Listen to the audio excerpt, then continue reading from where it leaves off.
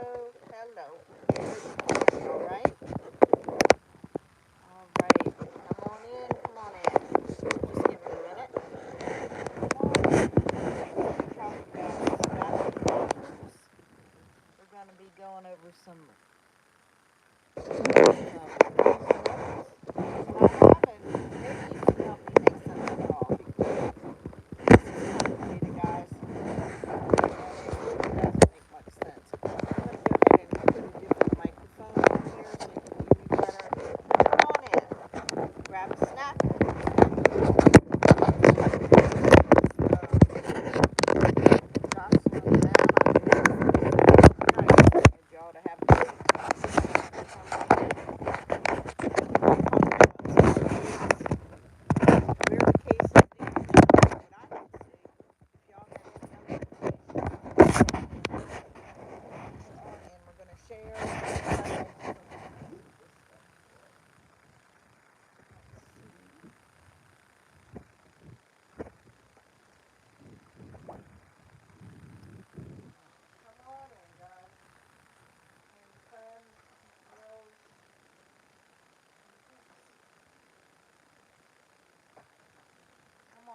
Come on in.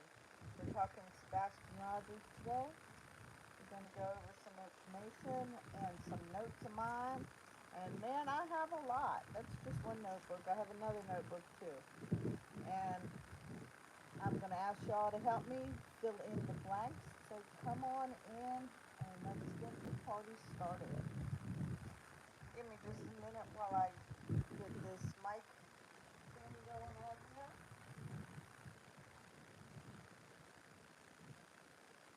Oh, I forgot where I put it. So come on in. Come on in. Come on in. Welcome here. If you haven't subscribed yet, this is a safe place to discuss true crime, current events.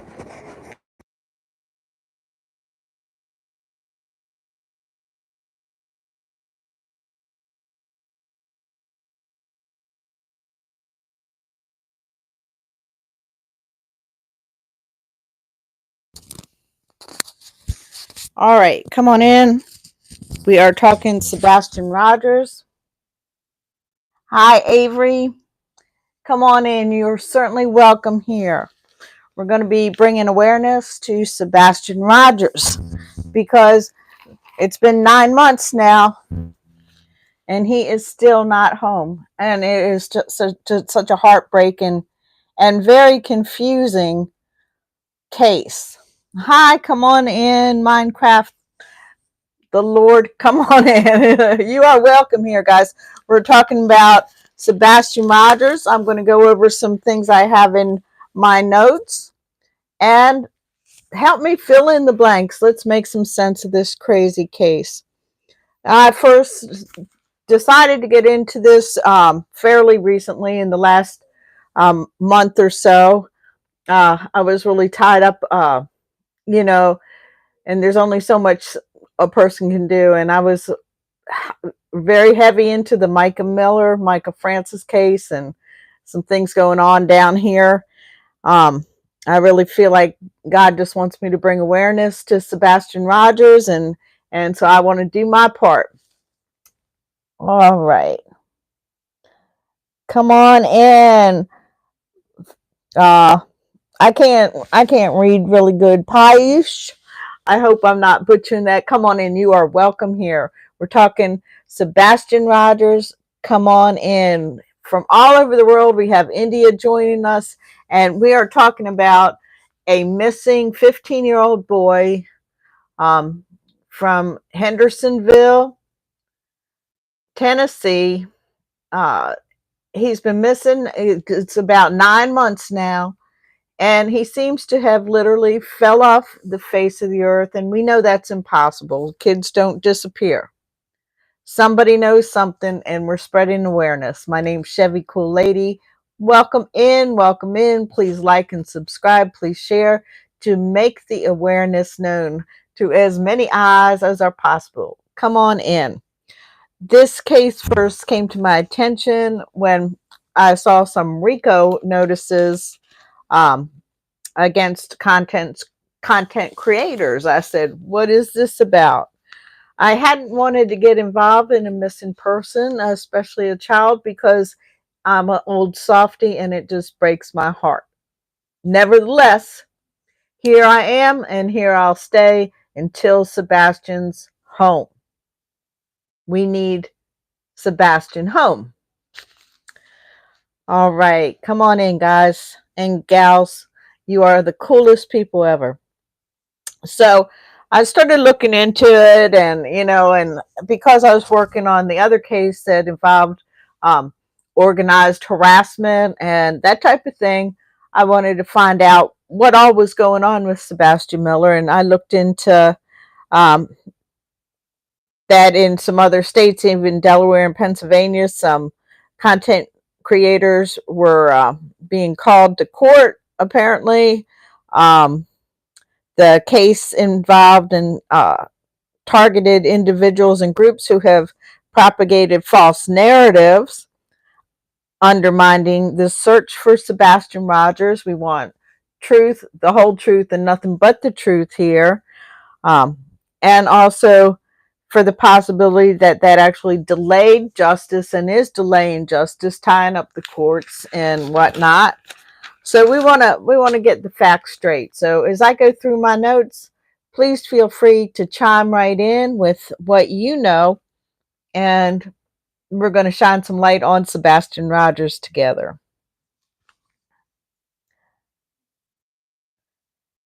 All right, we love curry here too.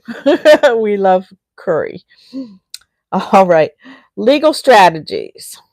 All right, so the legal strategies concerning the RICO case surrounding the 15-year-old autistic boy who went missing from uh, Henderson, um, Tennessee, 9 months ago. This grabbed the attention of so many content creators, but not all of them were seeming to report the actual truth. A lot of people, I guess, were making assumptions. I don't know. There's so many feelings involved due to the fact that this 15-year-old boy, Sebastian Rogers, is definitely a vulnerable child. um and so many people just hearts are wrenched, and some people are triggered through the fact that he was on the autistic spectrum. Some people are triggered because he's a child in this dangerous situation. It was later made aware um, that he had actually experienced SA himself while in the care of his birth mother and his stepfather. The relationship became aware to many and most that there was definitely problematic situations going on with CP and KP and Sebastian. And so the story goes, what happened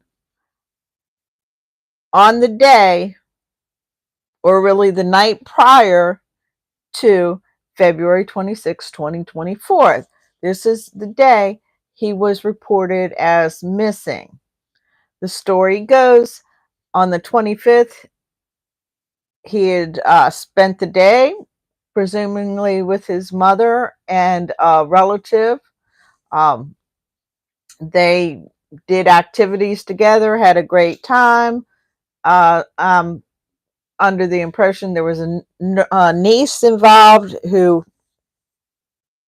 I never did hear how she got back home and why she wasn't there on this night.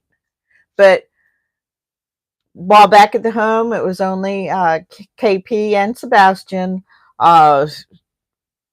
He was in his room playing around 10 o'clock. Supposedly she was on the phone. Uh, he came out, I guess, at 9, had said, "Good night, Mom. I love you, Mom. I love you, puppies." Went to his room around 10 o'clock.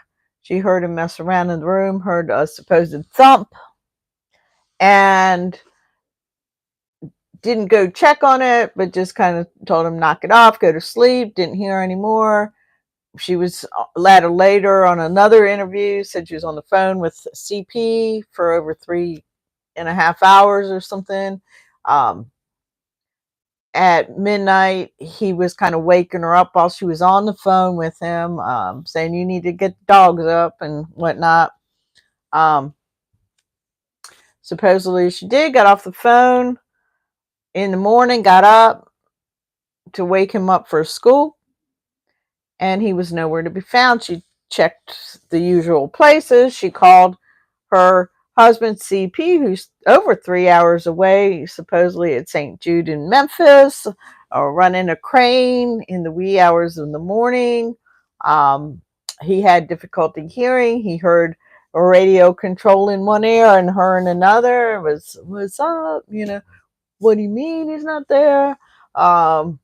Whatever, did you look here, did you look there? The only hiding place that he seemed to presumably suggest was on the other side of the bed. She's like, I looked there. Then I imagine there was word that there was a three-way call to 911 at that particular juncture. I do not know. Was she on the phone for that, or did he just call from Memphis and begin his trek back up to Tennessee? Hi, Stacy. Come on in. Come on in. Come on in. A quib. Hi. How's everybody doing? We are going over my lengthy notes for the Sebastian case. Feel free to chime in with any information. We're spreading awareness, and I appreciate you being here. Come on in. You are welcome. Hi, Pixie. Come on in. And Johnson. No, do you have a joke for me, Johnson? Does your car have trouble starting? What are you implying here? I, Nathamu, no, Nathuman, what's up? Come on in, come on in. All right, so let's get going here. We went over some of this situation. In the morning, she couldn't find him. CP calls 911. Blah. And it's been chaos ever since. So locals showed up. Supposedly, they saw they were told he had left the house without shoes, without his cell phone, which was both in the kitchen. This is a boy who doesn't like to walk around in bare feet. I can't imagine him liking to be out in the dark either. There's been suggestion, was this a type of punishment? Is this something they did to him? Horribly controlling move, in my opinion. And happy birthday, Grace. Happy birthday to you. Happy birthday to you. Happy birthday, dear Grace. Happy birthday to you. My throat's so dry. Apologize that song. I'll try not to make a habit, but we definitely wish you a happy birthday. Come on in, guys. Come on in. We're having freedom of speech. We're talking about Sebastian, and we're spreading awareness and bringing him home. Every little bit helps. Every little bit is just a little bit closer, because we're going to spread this awareness out, and maybe he'll see it. And we're looking for you, and we need you. Freedom of speech. Defamation of character, harassment, and cyberstalking were all brought up in these legal actions against content creators as they became involved increasingly in triggering situations, and in situations that it was even suggested could be detrimental to actually resolving this case. However, there's so many questions. What do y'all think? Do you think that these possible legal action against such content creators, especially heading into the RICO realm, is substantiated? Have you seen this? Have y'all been following it? Did you feel that some content creators were stepping out of their own lanes and possibly actually hindering the search for Sebastian? What do you think? All right, so here we are on a timeline, basically going into the morning of the 26th, where the 911 was called. The Stafford Court neighborhood was basically turned upside down. We found out that Katie, at that point, was driving her baby blue SUV around the neighborhood, not seeing him. No one knew what time Sebastian left. They're assuming it was sometime between midnight and 6ish when she woke him up. So, where is Sebastian? What happened to him?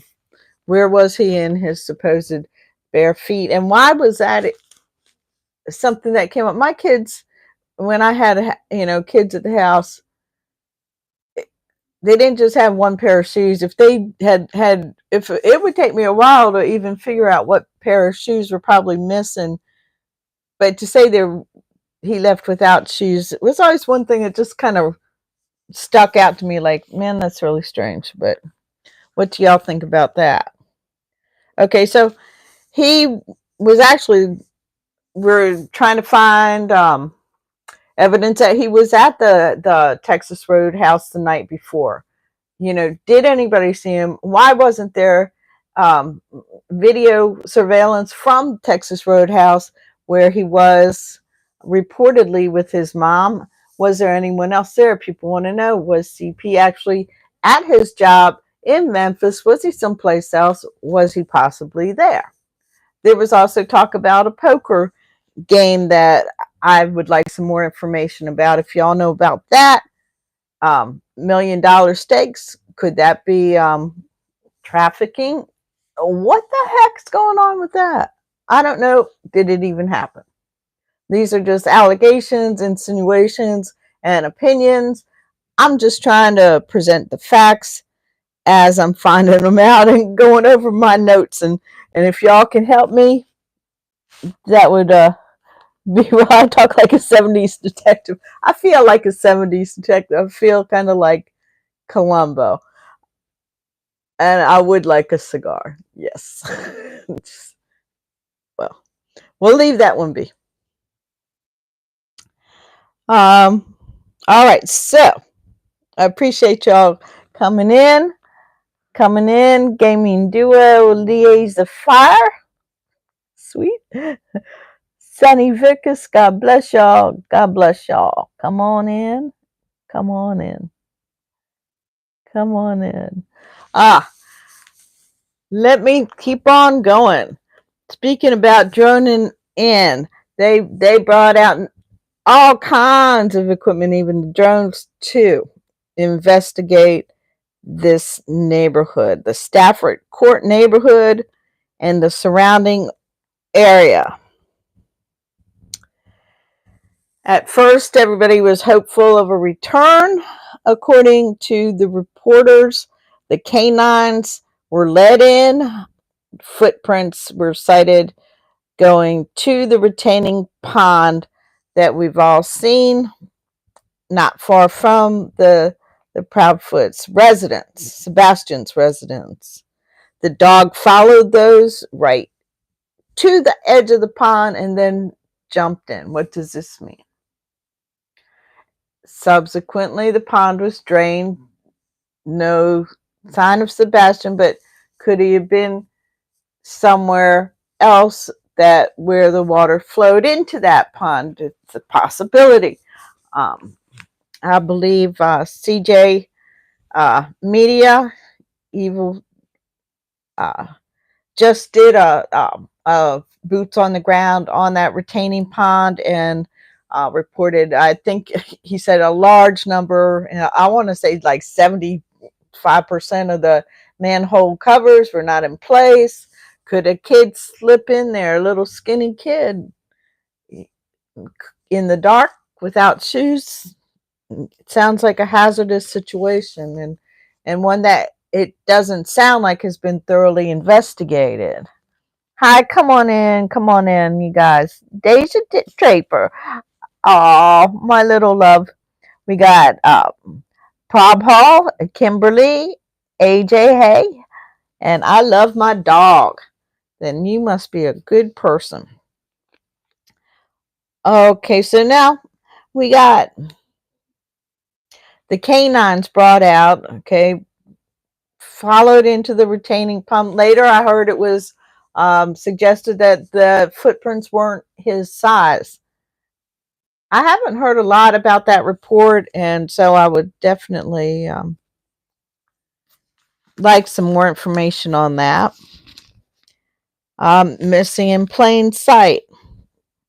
I heard an audio pretty much from the beginning when the 911 calls came in and they came out. The police were checking every tip within 12 miles.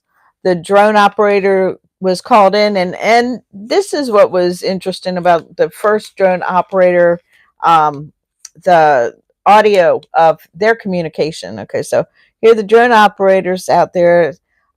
He's calling for a couple more drones to come, and he spots what he called a person in the woods past the pond near the end of the site. Near the other side, a lone person standing near the pond. As he got tighter, he said, oh, he got closer to it and said, no, it's a mannequin.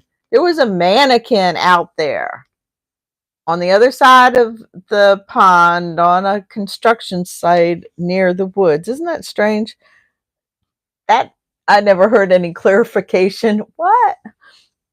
Okay, but anyway, they canvassed the area. They searched every home across the pond, across from his house. One neighbor said that he was known to actually get under the vehicle. They had found him in a previous point under his car. So the police added to their agenda to look under vehicles. There was a sighting supposedly in Hendersonville downtown where a boy reached in, and I think this is the one he fit his description, but had a bag over his head. Did y'all hear something about that? I don't know if it was that particular sighting, but definitely strange. Then there was another sighting over at Gaviton, I think it's called. I wrote it down and I can't read my handwriting very well. Something like that. Gaviton. Do y'all know what that was? And Long Hollow Road. So we heard more about Long Hollow Road later on in the tip. Anyway, these areas were checked out. The sightings were teens that looked a lot like him, but it was not Sebastian. So there was a lead that he might be at the White House High School. That high school is about 10 miles away. So could a 15-year-old walk there? Yeah, it's a bit of a walk. It possibly could be done. Supposedly he had ties to school. Does anybody know what those ties are? What ties did he school? This wasn't the high school that he went to. This is the next one over, White House High School in I think it's called Lemming or something. 10 miles away. He had ties to school. What ties do you have? Friends there? Who were those friends? Were they teachers? He was he in special ed programs, possibly in new people that went there? I don't know. If y'all know, leave me in the comment box. But I want some information out of you guys. This is a community effort, and we want Sebastian home. 15-year-old Sebastian, he's been gone 9 months now, and Sebastian needs to come home. Somebody knows something. Somebody needs to finally spill their guts. And not only that, but the reward right now leading to the recovery of Sebastian and information. The reward is up to $200,000. Come on, that's a tempting morsel for somebody to spill their guts. Relieve yourself of the guilt of knowing what happened to Sebastian and also get some money. Let his family have closure. So they checked these leads and it led to nothing. Okay, so the case was escalated from an endangered missing person to actually an amber alert at this point, and that is because now we're also considering abduction. Could this be him? His parents says he walked out that door, but could he have been taken? Something happened to him, and somebody knows something. So the growing concern led to the Amber Alert.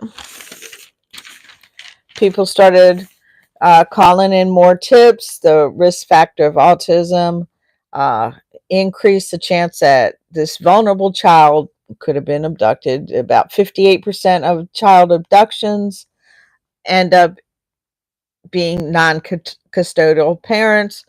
There was, in fact, basically a rift between KP, CP, and Seth. Okay, so now people are looking more into what's going on with Seth. Seth's saying that really the Proudfoots had cut off communication other than the first day. He didn't even hear from them, and they weren't involved in the search. And there's been a lot of information he's brought up that just doesn't seem to fit right. The Proudfoots eventually went public in a series of interviews. I've read a lot of the analysis, both linguistics and body language analysis of the Proudfoots, and you know, most would agree that they have some knowledge that they're not coming out with. What do you all think? Some people say this is guilty knowledge.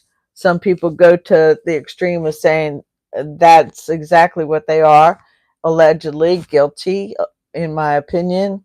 I don't know. It's hard to imagine that happened to this 15-year-old boy.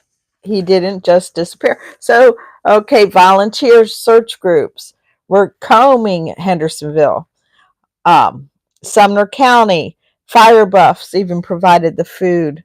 A woman named Nicole Federchuk was the spokesperson.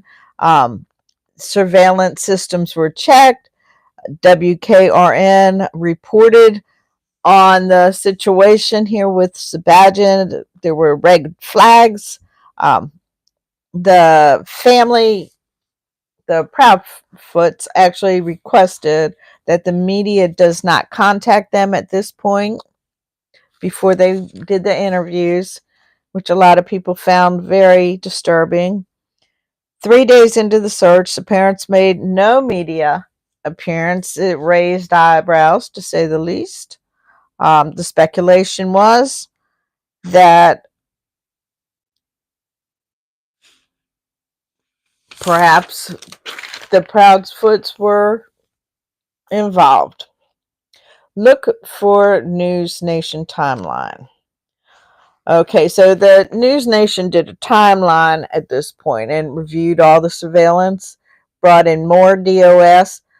On March 2nd, business owners actually had started the reward program, offering at that point $3,000. By the second week into the search, the actual boots on the ground volunteer search was scaled down. The LE said this was to transfer right into the investigative aspect of the investigation. So funding's, of course, an issue, carrying on full searches. They had at one point 200 officials from a dozen agencies. They had ground search and turned up nothing. And by all accounts, it was an intensive effort. There were volunteers, rescue agencies, dog teams, horses, drones. The ground effort was scaled back. And this is where the attention a lot of times fall from the case. And this is where content creators and people like you all keep this case going, and people like me, because we care about Sebastian, and we're not going to let his name just go to cold case we're going to keep spreading awareness until Sebastian comes home. His birthday's coming up here in the next couple weeks. And wouldn't it be great if he was found by then? So we're going to keep spreading awareness. Excuse me while I get a little comfortable here. And we're going to go on and continue. I love Deja Draper so much. And hi, Ed. Thank you so much. You're beautiful too. And Abaya, 2 Corinthians 5:10. I'll look that up. PN, hey man, how you doing? All right, so about this time, the investigation's getting scaled back, but the residents were instructed to check their properties twice a day, look in areas that a teenager might be inclined to be.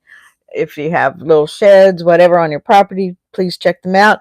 On the 7th, the landfill was searched. That's a grim, dismal turn of events for the powers that be. I wouldn't want to do it, but what struck me is the landfill is actually in Kentucky. And it's so far, okay, this was a week, a week later. Okay, so on the 7th, nothing turned up at the landfill. On News Nation, Seth appeared with Elizabeth Vargas reports. He appeared confused, frustrated. He said at that point about the shoes being missing that he didn't like to walk around barefoot. He had a childhood incident where he stepped on ants. He didn't like being barefoot. A lot of autistic people on the spectrum find overstimulation is a problem, and that's another reason bare feet weren't likely a willing choice. He talked at that time about his Nintendo phone. He didn't seem to have direct access to the internet. However, he's 15 years old, and kids are very smart. There's nothing to indicate he wasn't a very bright child, or isn't a bright child. His major concern at this time, this is so early on in the investigation, Seth was very concerned that the Proudfoots had not spoken to him at that point in 2 weeks. The lack of communication, the lack of public appearance, and the lack of searching on their behalf all raise red flags. Oh, okay. Let me see if I can turn this up a bit. All right.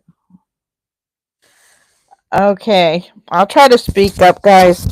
Sorry about that. Okay. Is that any better? Can you hear me a little bit better? I hope. Okay. Now,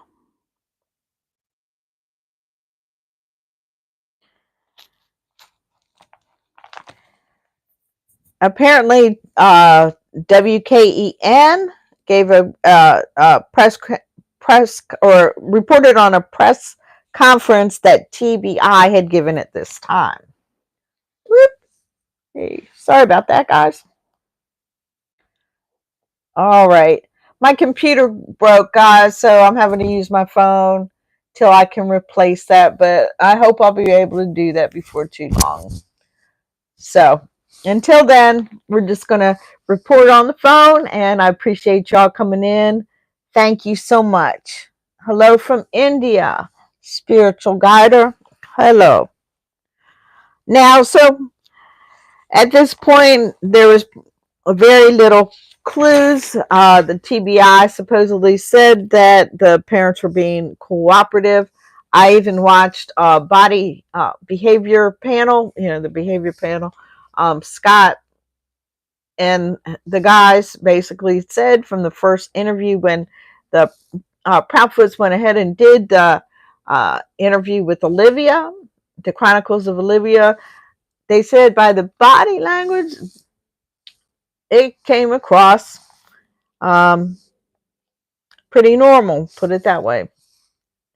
Now, I've watched other analysis, and I've also become very fascinated with linguistics and how important the actual language that people use and the way they phrase things and use terms, that is a lot more revealing than so-called body language. And the Bible says, out of the abundance of the heart, the mouth speaks. So people do tell on themselves, and I'm finding that linguistics is a lot more reliable when it comes to decoding the behavior that would indicate innocence or guilty knowledge, however you want to put it. Okay, so at this point, early on, and to this day, foul play has not been ruled out, but it has yet to be proven. TBI did a question and answer press release, going over basically they had searched and at this point became 2,000 miles from where Sebastian resided.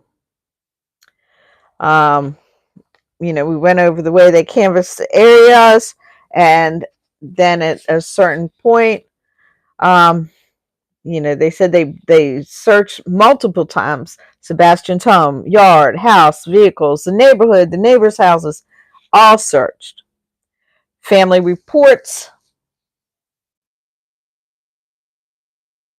Yeah, I'll put a link to posters. Ava's.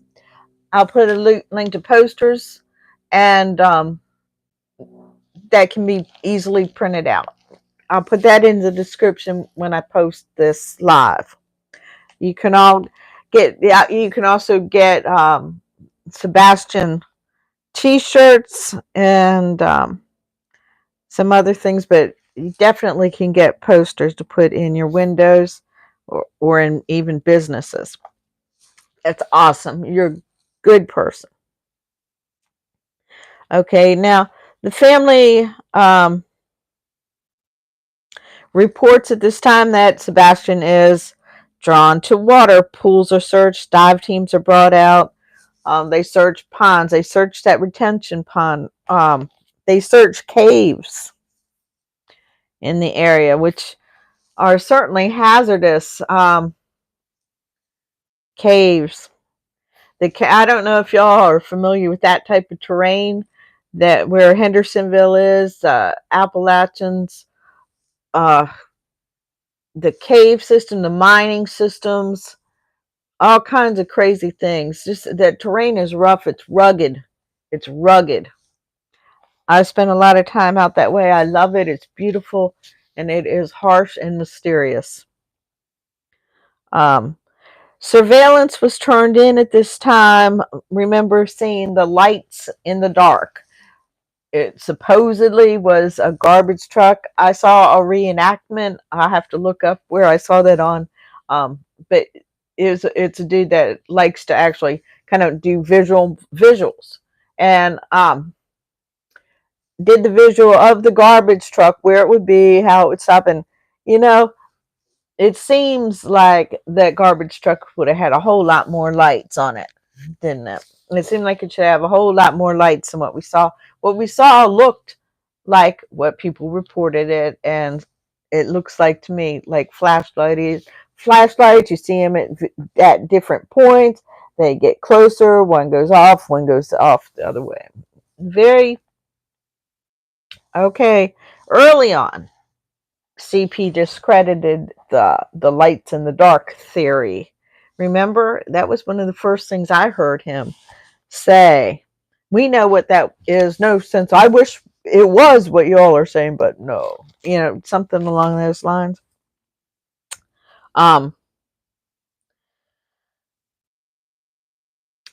surveillance. Have you all heard about? Was there surveillance on the Proudfoot's house? Have you all heard? That's something that's just been coming out. There's one creator that says she has 4 pictures taken prior to, and I believe this. I think that's what she said. 4 pictures. Prior to Sebastian's disappearance, indicating that there was surveillance on the house. I saw one picture, and it did look to me to be a camera.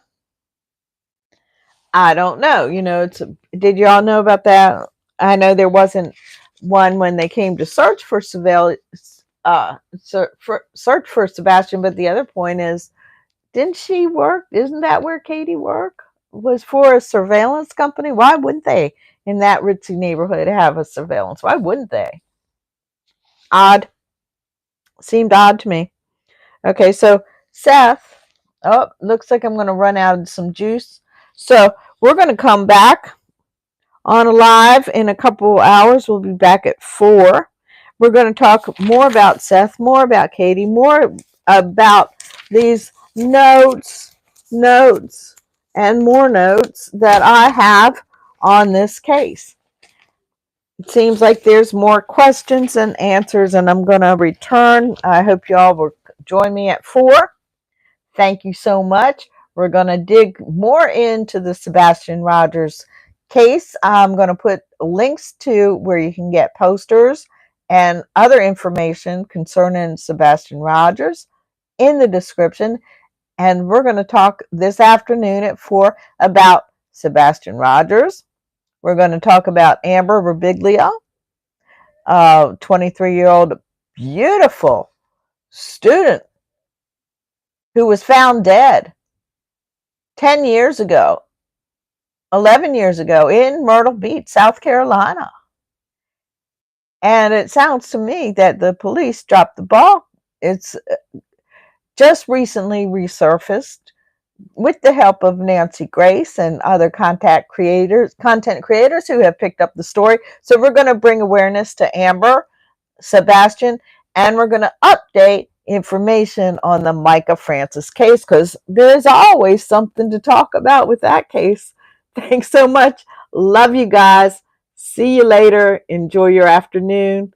If you haven't subscribed, please do so, like and share, to keep the awareness in as front of as many eyes as we can.